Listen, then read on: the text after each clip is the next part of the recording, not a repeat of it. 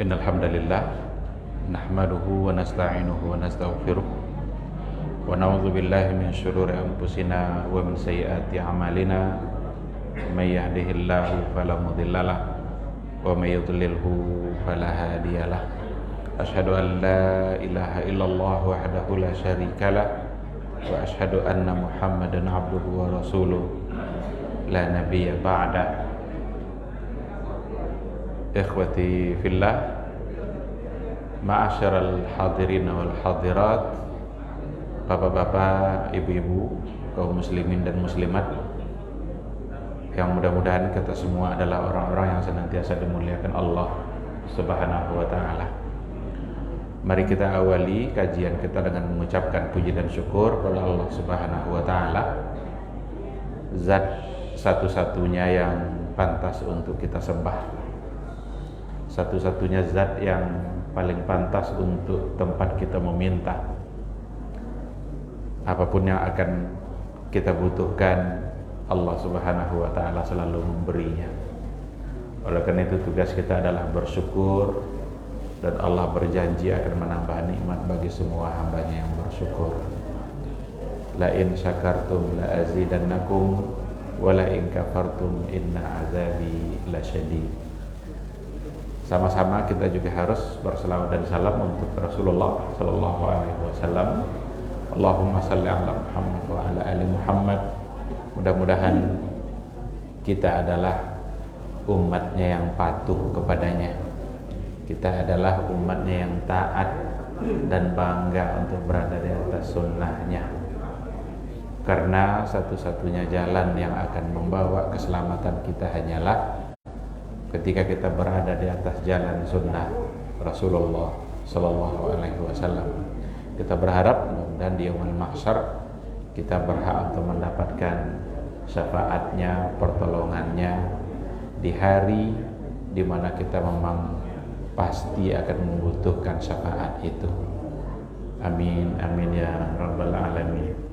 Ikhwati fillah, ma'asyiral hadirin wal hadirat, rahimani Allah wa iyyakum. Kembali pada maghrib ini kita akan melanjutkan kajian kita dengan tema besarnya adalah fikih nawazil atau fikih kontemporer. Mencoba untuk membahas bagaimana cara menyelesaikan masalah-masalah baru yang terjadi di dalam kehidupan kita. Kita masih saja berada pada slide yang satu ini, berkaitan dengan metode penyelesaian masalah kontemporer, yaitu mengembalikannya kepada al-adillah al-mu'tabarah, dalil-dalil yang mu'tabar. Ada yang muttafaq alaiha dan ada yang mukhtalafu fiha. Ada yang disepakati dalil itu oleh para ulama, artinya tidak ada perbedaan, dan ada di antara dalil-dalil mu'tabar itu tetapi masih dalam ranah ikhtilaf di kalangan para ulama, menyebutnya sebagai dalil. Baik, untuk malam hari ini kita sudah masuk pada al-adillah al-mukhtalafu fiha, dalil-dalil yang diperselisihkan. Dua yang sudah kita bahas pada pertemuan yang sebelumnya, istihsan dan maslahat mursalah. Ini dua sudah kita bahas, mudah-mudahan kita masih mengingatnya dan masih lengkap dalam ingatan kita. Sekarang kita masuk pada yang ketiga dan yang keempat, mudah-mudahan sampai pada yang kelima, yaitu sadduz dzari'ah, al-'urf, istishab, dan lain-lain. Ini sebenarnya masih ada yang tidak disebutkan di sini, karena dalil mukhtalaf itu tidak hanya yang 5 ini saja. Nah, jadi yang pertama mari kita lihat, namanya adalah saddu az-zari'ah. Saddu az-zari'ah itu sebagai sebuah dalil yang bisa digunakan untuk menetapkan masalah-masalah kontemporer. Apa itu saddu zari'ah? Nah, Nah, kita harus paham dulu. Saddu itu artinya adalah menutup. Secara bahasa, saddu itu artinya menutup. Kalau dzari'ah itu artinya adalah jalan. Berarti saddu dzari'ah menutup jalan. Nah, jikalau kita lewat di jalan itu ketemu jalan tertutup, berarti ada saddu dzari'ah, menutup jalan. Itu secara bahasa. Lalu apa maksudnya? Maksudnya adalah secara terminologinya menutup jalan menuju terjadinya sesuatu yang tidak diinginkan dalam kehidupan. Menutup jalan agar tidak terjadi hal-hal yang merusak, memudaratkan hidup kita. Apa konsekuensinya? Konsekuensinya adalah ada nanti hal-hal yang dibolehkan dalam agama, tetapi nanti seandainya yang dibolehkan itu diduga kuat akan mendatangkan kemudaratan bagi kehidupan, maka saat itu yang boleh itu menjadi dilarang. Nah, itu menutup jalan namanya itu. Kenapa dilarang? Padahal kan boleh. Karena diduga kuat dia akan menimbulkan keburukan walaupun boleh. Ini. Jadi tidak terlalu sulit insyaallah untuk memahami terminologi dari saddu dzari'ah. Apa saja nanti hal-hal yang terjadi dalam kehidupan kita, seandainya dia akan mendatangkan kerusakan, maka kita harus tutup jalan itu. Harus disad dia, harus ditutup. Nggak boleh dibiarkan, walaupun hukumnya boleh. Dan ini nanti berlaku pada kebalikannya. Kebalikannya adalah kalau tadi menutup jalan, berarti kebalikannya membuka jalan. Apa pula yang dimaksud dengan membuka jalan ini? Ada pengecualian dalam agama kita ini, hal-hal yang dilarang dalam agama, tapi ketika yang dilarang itu mendatangkan kebaikan, maka pada saat itu dia menjadi dibolehkan untuk sementara agar mendapatkan kemaslahatan dan kebaikan itu tadi. Disinilah tidak sepakatnya para ulama itu, masa yang dilarang menjadi dibolehkan.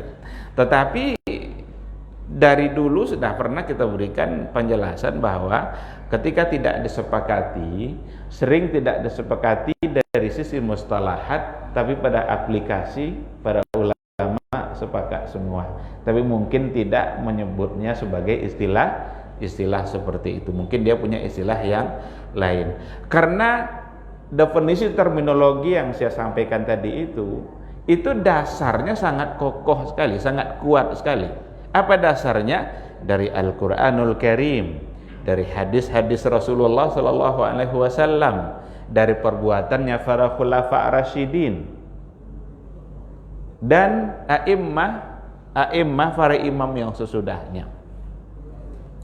Dalam Al-Qur'an sangat banyak sekali. La tasubbul ladzina yad'una min dunillahi bighairi ilmin fayasubbullaha adwan. Janganlah kalian mencaci maki Tuhannya orang-orang yang menyembah selain Allah. Fayasubbullaha, lalu kemudian mereka menyebabkan mereka memaki-maki Allah dikarenakan oleh makian kita terhadap Tuhannya mereka. Ini salah satu dalil yang ada dalam Al-Qur'anul Karim untuk saddu dzari'ah. Jadi ini memang sangat penting untuk dijadikan referensi atau landasan dalam menyelesaikan masalah kontemporer. Akan kita lihat nanti seperti apa dia menyelesaikan masalah kontemporer. Di antaranya baik saddu dzari'ah atau fathuz dzari'ah itu ada yang menjadikan dalil seperti ini. Kisahnya Nabi Khidir ketika berjalan bersama Nabi Musa, itu kan dia menyeberang pakai kapal atau pakai sampan Setelah selesai menyeberang, dibocorkanlah sampan itu oleh Nabi Khidir. Secara zahir, apa hukum membocorkan sampan? Tentu tidak boleh. Kenapa tidak boleh? Karena dia merusak. Kalau merusak, kenapa dilakukan oleh Nabi Khidir? Dia lakukan bukan tujuannya untuk merusak, tapi ada kemaslahatan lain yang ingin didapat. Apa kemaslahatannya?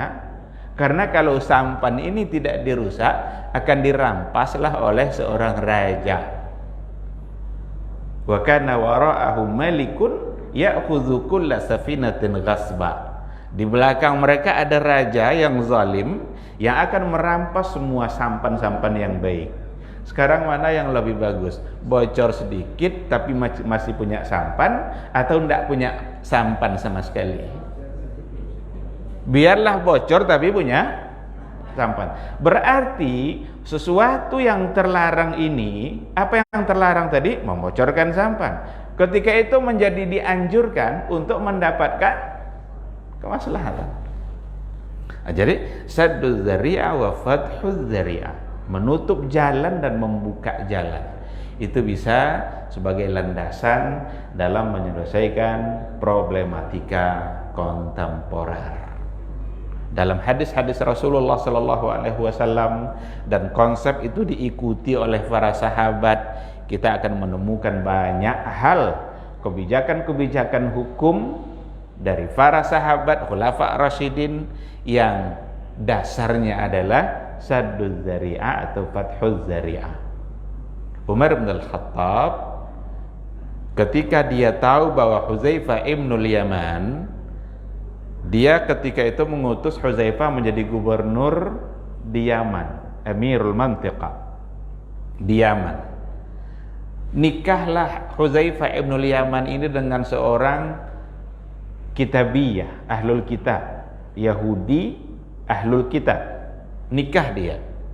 Secara hukum asal dalam Al-Quran, wanita-wanita ahlul kitab itu halal untuk dinikahi, sebagaimana halal sembelihan mereka, karena mereka ahlul kitab. Hudzaifah ibnul Yaman ketika nikah dengan kitabiyah tadi, dengan wanita ahlul kitab tadi, dia berada di atas syariat karena syariat membolehkan. Tapi Umar bin Al-Khattab mengiriminya surat. Dikirimkan surat oleh Umar bin Al-Khattab, isi surat itu, ya Hudzaifah, wahai Hudzaifah, ceraikan istri Yahudi kamu. Dibalas surat itu oleh Hudzaifah, dia seorang gubernur, dapat surat dari presiden. Sekarang dibalasnya, apakah karena dia haram ya Amirul Mukminin? Kata Umar menjawab suratnya, dijawab lagi, bukan karena hukumnya haram, tapi kamu yang saya haramkan, kamu yang saya larang. Atas dasar apa?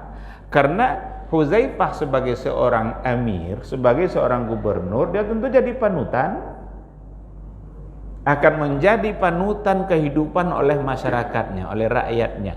Seandainya kamu menikah dengan ahlul kitab, niscaya nanti pemuda-pemuda muslim akan banyak yang menikah dengan ahlul kitab, maka tertinggallah wanita-wanita muslimah. Dan itu problem bagi kehidupan umat Islam. Jadi boleh kan? Kenapa dilarang oleh dia? Karena diduga kuat, dikhawatirkan akan memunculkan hal-hal yang tidak baik dalam kehidupan. Umar bin Al-Khattab dalam catatan sejarahnya punya banyak sekali contoh-contoh kebijakan yang menggunakan sadduz dzari'ah. Ada di Madinah itu seorang laki-laki yang sangat tampan, namanya Nasr ibnul Hajjaj. Asal keluar dia dari rumahnya memfitnah wanita-wanita Madinah. Saking tampannya dia, sangat menarik penampilannya. Oleh Umar diusir. Kamu keluar dari Madinah. Wajib keluar dari Madinah. Apa kata Nasr ibn al-Hajjaj? Apa dosa saya? Kok saya yang diusir? Apa kata Umar? Kamu tidak ada dosa. Yang dosa saya kalau tidak mengeluarkan kamu. Jadi kamu tidak ada dosanya, tapi yang berdosa saya kalau saya tidak mengeluarkan. Dia sebagai seorang khalifah, pemimpin, berkewajiban menyelesaikan masalah. Itulah pemimpin masa dulu itu.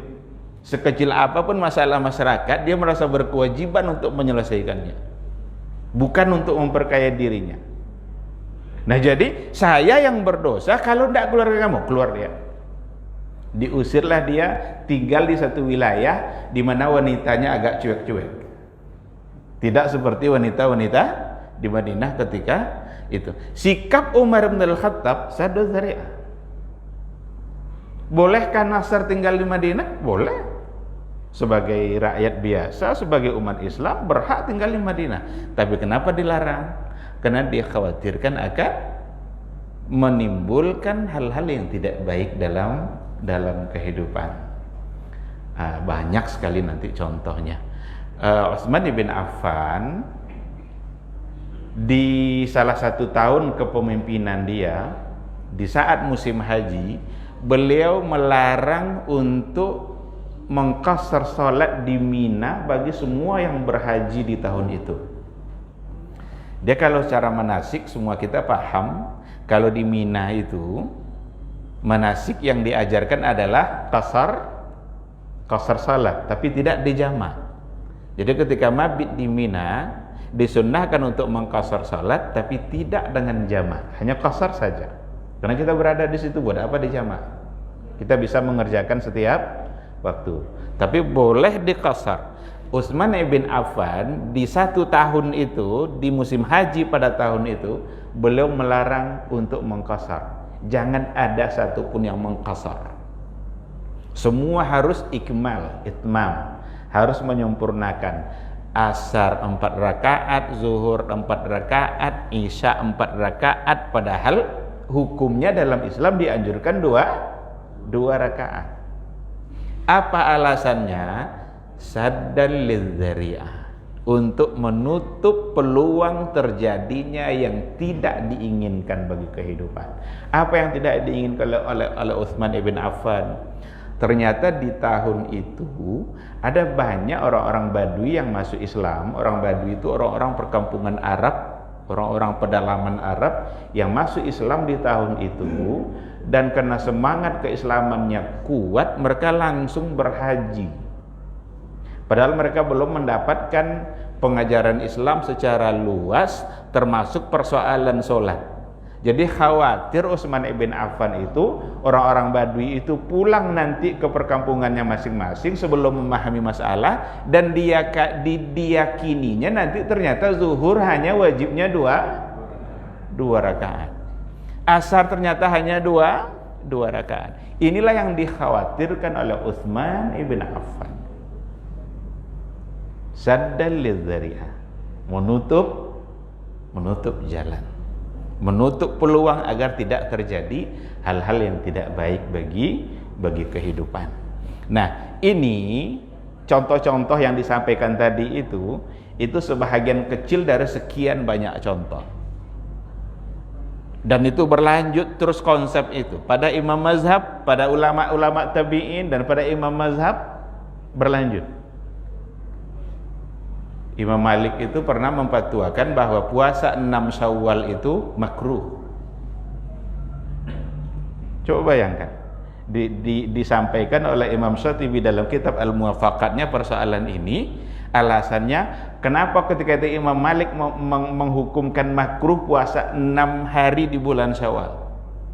Ada kekhawatiran beliau bagi masyarakat ketika itu yang akan menduga 6 hari ini sama wajibnya dengan Ramadan. Padahal hukumnya bukan wajib. Abu Bakar, Ibnu Abbas di hari raya Idul Adha pernah satu kali dia hanya berkurban 2 kilo atau 3 kilo daging. Dia bilang, "Hadza qurban Ibnu Abbas." Ini kurbannya Ibnu Abbas. Apa tujuannya? Agar orang tidak menduga bahwa kurban itu hukumnya wajib. Karena bagaimanapun ada banyak hadis terkait kurban, tapi hukumnya oleh para ulama tetap tidak sampai ke tingkat wajib, hanya sunnah muakkadah. Kalau kita punya kemampuan, maka berkorbanlah. Tapi dari segi hukum tetap tidak sampai pada wajib. Untuk memahamkan orang bahwa itu tidak wajib, dibuktikan oleh mereka bahwa di tahun itu mereka hanya berkorban 2 atau 3 kilo daging saja. Dia bilang, inilah kurban saya tahun ini. Tapi hanya tahun itu saja, tidak setiap tahun. Di musim-musim yang lain, musim haji yang lain, hari raya Idul Adha yang lain, dia tetap berkorban untuk menandakan bahwa ternyata itu bukanlah sesuatu yang wajib. Kalau lama hukumnya wajib, tidak mungkin sekelebar Ibnu Abbas atau Abu Bakar berkorban hanya 2 atau 3 kilo daging.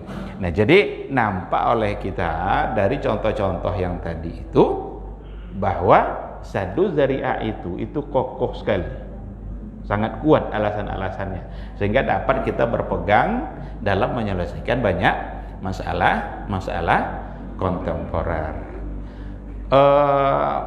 Kalau kita ambil beberapa masalah, akan sangat banyak sekali nanti masalah yang diantara yang pernah kita sampaikan dulu itu seperti cloning, kenapa diharamkan oleh para ulama, karena diduga kuat akan menimbulkan masalah dalam kehidupan, akan menimbulkan problem dalam kehidupan.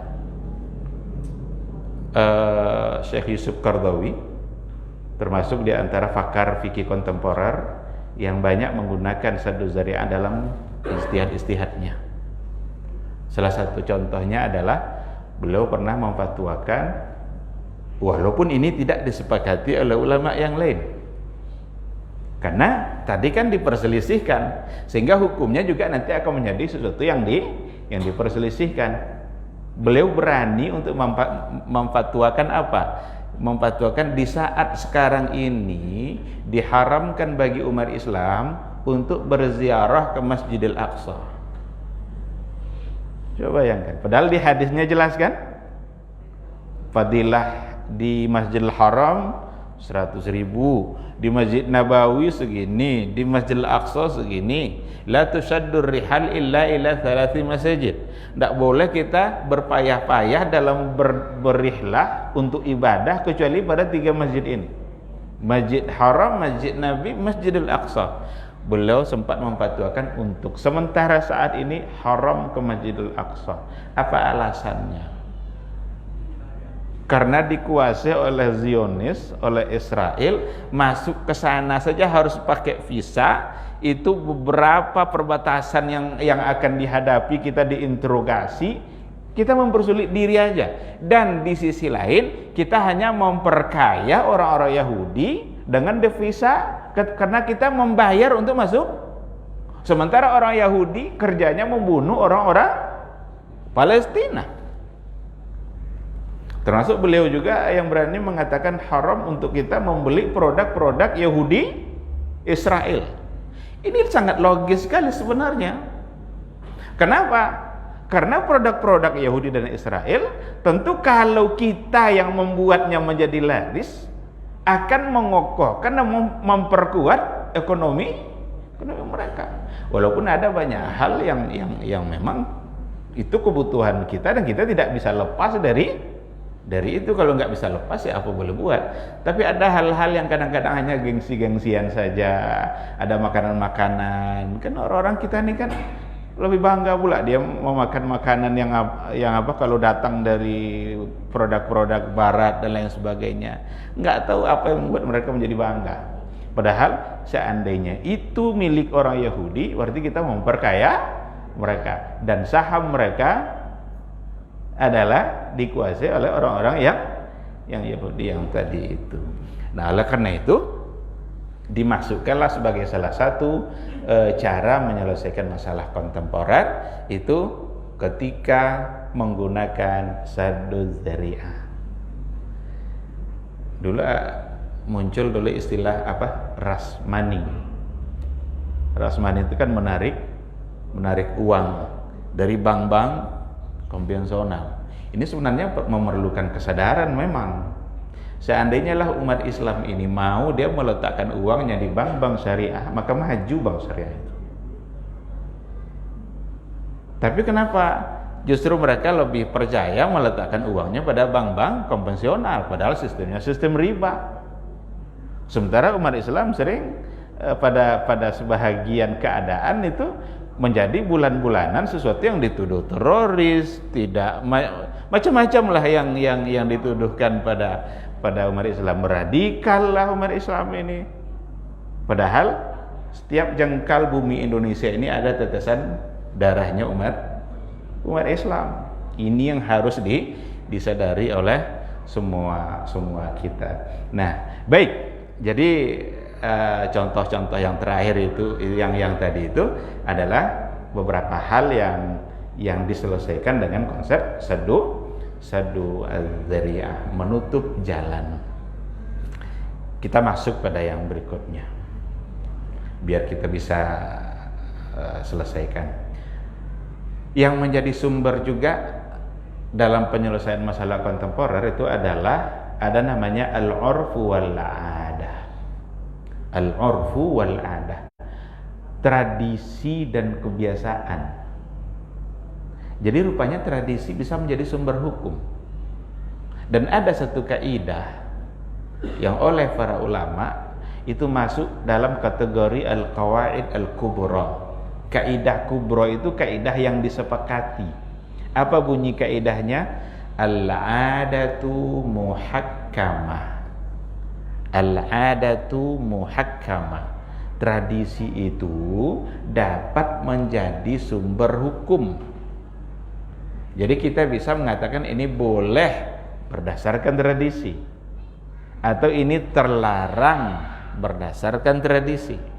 Boleh tidak bolehnya sesuatu ternyata bisa dikembalikan kepada tradisi. Itu bahasa kaidah, bahasa umum yang ada pada kaidah. Cuma kita harus paham apa maksud dan tradisi atau adat seperti apa yang bisa menjadi sumber hukum. Maka dibagi-bagilah al-'urfu itu kepada dua bentuk.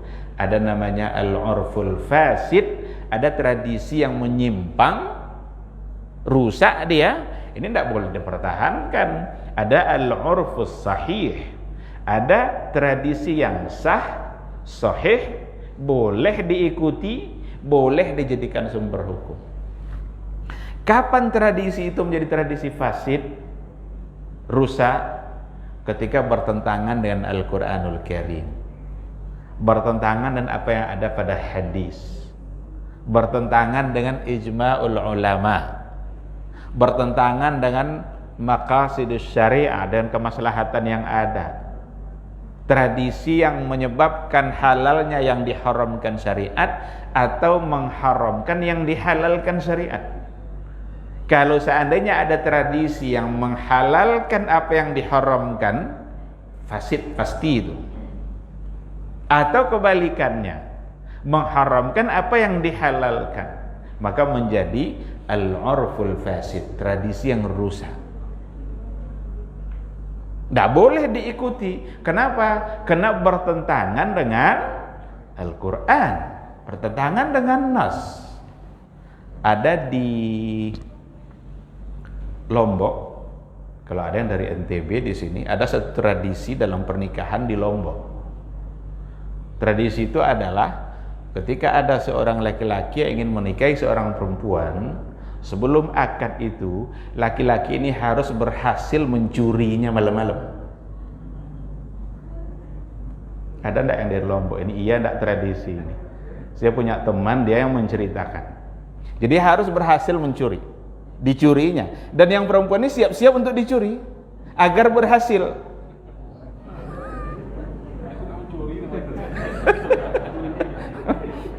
Nah, ini tradisi, ini kebiasaan. Jangan dipakai nanti, oh itu tidak apa-apa. Kenapa? Al-'adatu muhakkamah, tradisi jadi sumber hukum. Tidak bisa, karena itu bertentangan dengan Al-Quran. Jelas bertentangan, itu qat'i yang ditentangnya itu. Bagaimana laki-laki perempuan yang bukan mahram jadi bersama-samaan, berdua-duaan, kemudian bukan sekedar ini tapi menyentuh, memegang, semua itu hal yang dilarang oleh agama. Jadi tidak semua tradisi yang nanti akan menjadi dibolehkan sekedar dia menjadi tradisi hanya karena dia tradisi, tapi tengok dia bertentangan tidak dengan Al-Quran, bertentangan tidak dengan hadis-hadis Nabi, ada tidak ijma yang dilanggarnya. Kalau bertentangan pasti dilarang, kalau tidak maka boleh. Jadi ada kebiasaan-kebiasaan, dan itu nanti berkaitan dengan bisa pada muamalah, karena al-urfu itu nanti dari sisi yang lain dibagi-bagi lagi kepada ada namanya al-urful qauli, tradisi ucapan. Tradisi ucapan itu bisa berbeda antara satu wilayah dengan wilayah yang lain. Ada bahasa yang di kita itu sudah kasar, tetapi di Sumatera Utara masih biasa-biasa aja tuh. Jadi bahasa berbeda makna kata dari satu wilayah pada wilayah yang lain. Kita Malaysia, Jakarta itu punya kosakata sama kosakatanya, tapi maknanya berbeda. Kalau umpamanya kita tanya seorang mahasiswa, kamu ke kampus pakai apa? Dijawabnya, saya ke kampus pakai kereta. Ini kereta ini apa artinya ini sekarang? Bisa mobil, bisa kereta listrik, kereta api, bisa sepeda. Kalau orang Ocu yang ditanya, kamu pakai apa? Pakai kereta. Itu dayung sepeda dia tuh. Karena kereta bahasa mereka di sana itu. Kalau orang Malaysia, kereta berarti mobil. Itu kosakata yang sama punya makna yang berbeda. Kalau kita bawa ke ranah hukum, contoh-contoh yang ada dalam usul fikih itu contohnya kira-kira begini, di antara contohnya. Kalau ada orang bersumpah, dia sumpahnya begini, demi Allah saya tidak akan makan daging. Ini sumpah nih kan, sumpah ada kafarat sumpah nanti kan, harus ditebus kafarat, harus ditebus sumpah itu. Saya wallahi demi Allah tidak akan makan daging. Lalu lewat dia nampak dia gerobak sate dimakannya. Melanggar sumpah enggak dia? Iya atau tidaknya, melanggar atau tidaknya dikembalikan kepada tradisi yang berlangsung pada bahasa dia. Karena pada sebagian tempat yang namanya daging itu kira-kira hanya untuk hewan yang berkaki 4 seperti kerbau, sapi, kambing, onta, domba, biri-biri. Ayam itu sudah tidak daging. Maka ada sate ayam, sate daging. Ya kan? Berarti ada perbedaan. Tetapi pada sebahagian wilayah, pada sebagian tempat, udang pun daging, ikan pun daging. Nah, maka jika dia bersumpah demi Allah saya tidak akan makan daging, dimakannya sate ayam. Tengok, kalau pada tempat dia berada itu tradisinya daging itu untuk semua, masuk ayam, berarti melanggar sumpah. Tapi kalau pada tempat dia berada ternyata tradisi bahasa daging itu hanya untuk tertentu saja, berarti dia tidak melanggar sumpah. Disinilah baru dipakai al-adatu muhakkamah. Tradisi itu bisa menjadi sumber hukum.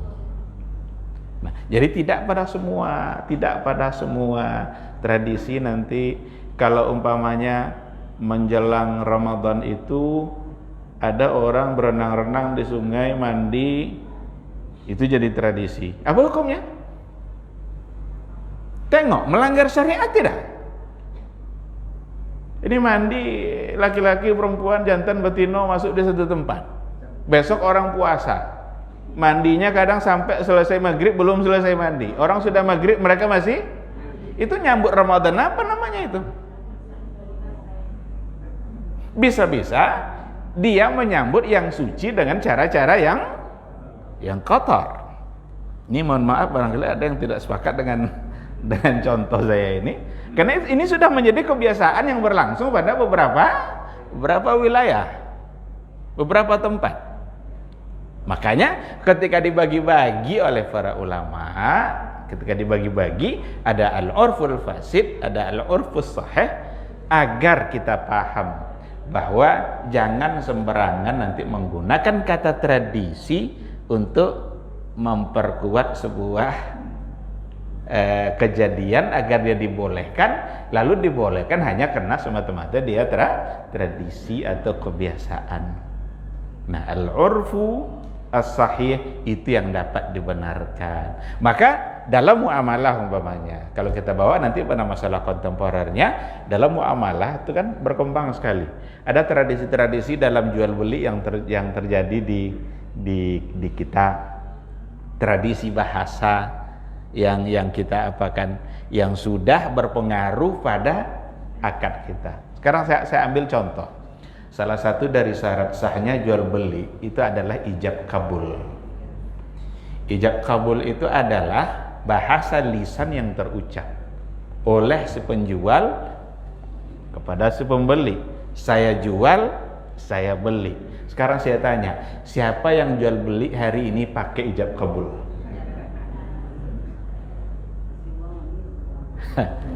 Berarti tidak sah jual beli kita? Ataukah dapatkah kira-kira bahasa lisan itu diganti oleh tulisan? Sekarang selesai kita belanja, ada struk belanja kita, ada terima kasihnya, ada kwitansi, tertulis di bawahnya, barang yang sudah dibawa keluar atau bawa pulang tidak boleh dikembalikan lagi. Bisa ndak ini sebagai ijab kabul? Tradisi kita sekarang tidak lagi mengucapkan, paling yang terucap sekali saja terima kasih, entah dijawab entah ndak oleh kasir tadi karena dia sibuk mengurus. Padahal ijab kabul itu harus timbal balik. Ndak mungkin ijab kabul satu kan, satu sisi, harus dua. Nah, entah dijawab entah ndak. Kalau kita bawa kepada hukum asal tadi, bisa-bisa jual beli tidak sah. Tapi tradisi muamalah kita, transaksi kita dalam berjual beli itu nampaknya sudah berubah dari lisan kepada tulisan, sehingga kwitansi yang diterima itulah kira-kira yang mewakili ijab dan kabul. Bolehkah?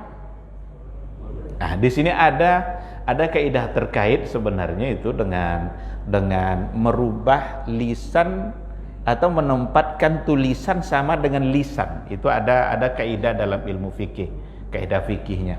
Bunyinya begini: al-kitabatu kal khitabah. Al-kitabah kal khitabah. Tulisan itu sama kedudukannya dengan lisan. Jadi tulisan sama kedudukannya dengan lisan. Inilah salah satu contohnya. Dan dalam kajian-kajian fikih ini punya contoh yang banyak.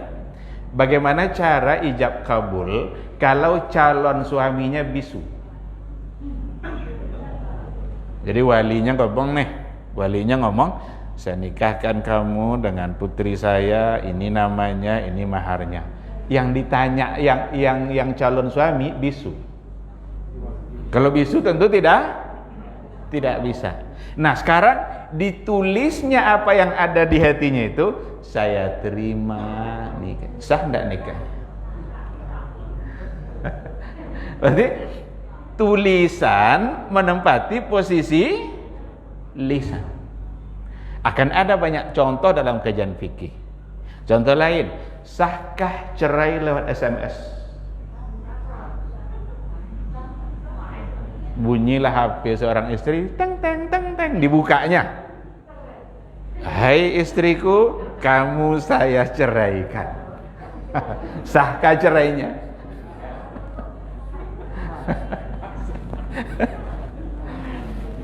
Ini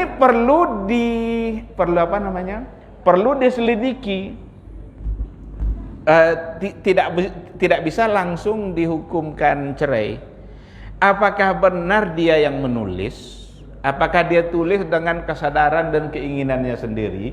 Kalau jawabannya iya, maka berarti tulisan itu menempati posisi lisan, sama dengan lisannya yang berucap.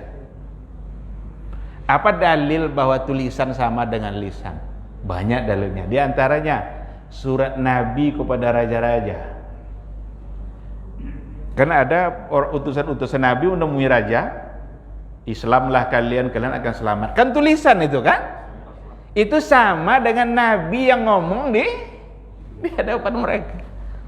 Karena itu ucapan Nabi yang dituliskan oleh para sahabat. Nabi kan tidak bisa menulis kan? Tapi Nabi kadang suruh Ali bin Abi Thalib atau suruh sahabat yang lain untuk menulis. Berarti ajakan itu ajakan Nabi secara tulisan, tapi posisinya sama dengan lisan. Jadi al-kitabah kal khitabah, tulisan itu sama dengan lisan. Nah, berarti kalau balik kita kepada kwitansi yang tadi itu, bahkan bisa-bisa ijab kabul kita jauh lebih panjang daripada sekedar lisan.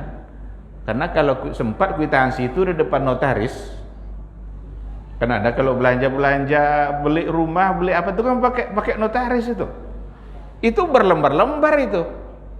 Kadang tidak kita baca tuh. Tolong Pak parap aja. Yakin aja kita. Jangan-jangan mau menjual kita dia. Tapi kita sudah yakin aja. Udah parap Pak, pinggir nih parap. Suami istri pula yang marah. Itu untuk memperkokoh akad. Jadi walaupun secara lisan mungkin tidak terucap, tapi ada sisi lain yang secara tradisi kita itu yang berlangsung pada saat sekarang. Nah, oleh karena itu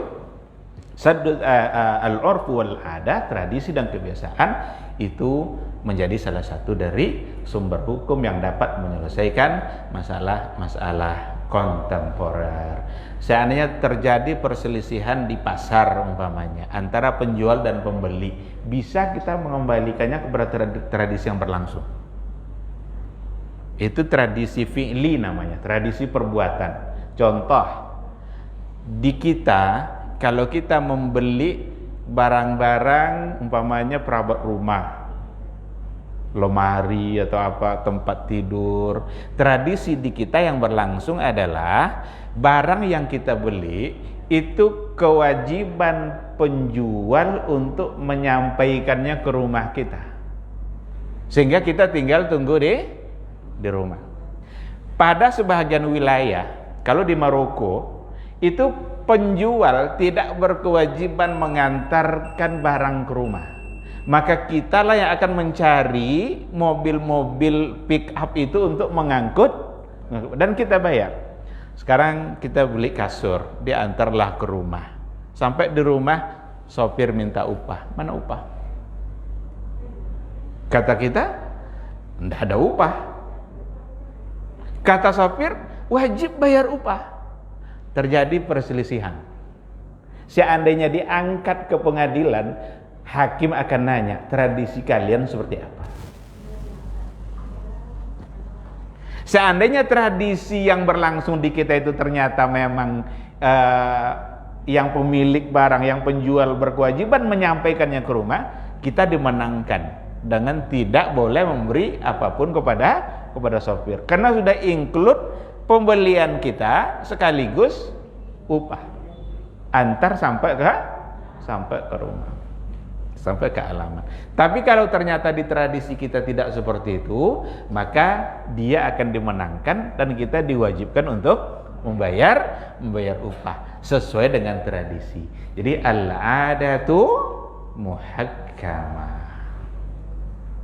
Nah, maka nampak oleh kita banyak hal-hal kontemporer yang bisa diselesaikan melalui al-urf wal adah, tradisi dan kebiasaan. Baik, waktu Isa sudah masuk. Mungkin sampai di sini, tapi 1 menit saja tentang istishab. Istishab ini biar minggu depan kita pindah pada yang berikutnya, pindah berasa berikutnya. Istishab itu mengambil hukum yang sekarang sama dengan hukum asal, hukum sebelumnya. Itu istishab, itu intinya gitu. Berpedomankan kepada hukum yang berlangsung sebelumnya, yang dihukumkan kembali sekarang. Kalau dalam kajian fikih itu kita contohnya, umpamanya seandainya kita ragu, kita ini suci atau tidak, berarti hukumnya adalah tengok keadaan kita, hukum asalnya seperti apa. Seandainya kita tadi sudah sholat maghrib, pastilah kita suci tadi, pasti kita bersuci. Sholat maghrib kita, lalu mau sholat isya, boleh enggak ragu kita suci atau enggak? Saya boleh enggak langsung isya ini tanpa berwudu? Seandainya tidak ada yang dalam ingatan kita yang membuat wudu kita batal, maka boleh kita berpegang kepada hukum asal yang tadi itu, sehingga kita hukumkan kita ini adalah orang yang suci. Itu istishab. Itu bentuk dari istishab gitu. Kalau seandainya kita ragu dalam rakaat sholat kita 3 atau 4, 3 kah atau 4? Kenapa yang jadi patokan adalah 3 bukan 4? Karena 3 lebih dulu dari 4. Maka 3-nya sudah pasti, 4-nya yang ragu. Ketemu yakin sama ragu, maka ragu ditinggalkan. Yang yakin yang kita pegang. Nah, disinilah ungkapan para ulama, al-yaqinu la yazulu bisyak. Yang yakin itu tidak mungkin dihilangkan dengan yang ragu. Berarti dipakai hukum asal. Al-aslu bara'atu zimmah. Hukum asalnya itu kita berlepas diri. Kalau kita pakai motor, tiba-tiba dicegat. Banyak ABG itu pakai motor dicegat oleh preman-preman, ini motor saya. Bawa sini, ini motor saya. Terjadilah persoalan.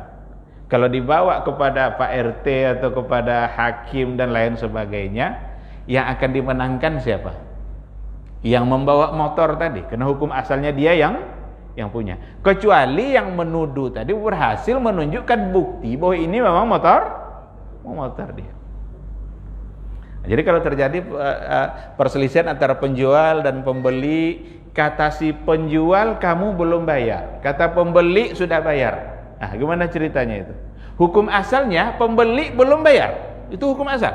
Tidak mungkin hukum asalnya pembeli sudah, pasti pembeli belum bayar, karena dia ambil barang lalu belum bayar, maka akan dimenangkan penjual. Kecuali pembeli mampu menunjukkan bukti bahwa dia sudah bayar, kwitansi kah dan lain sebagainya. Kalau tidak, maka yang akan dimenangkan penjual.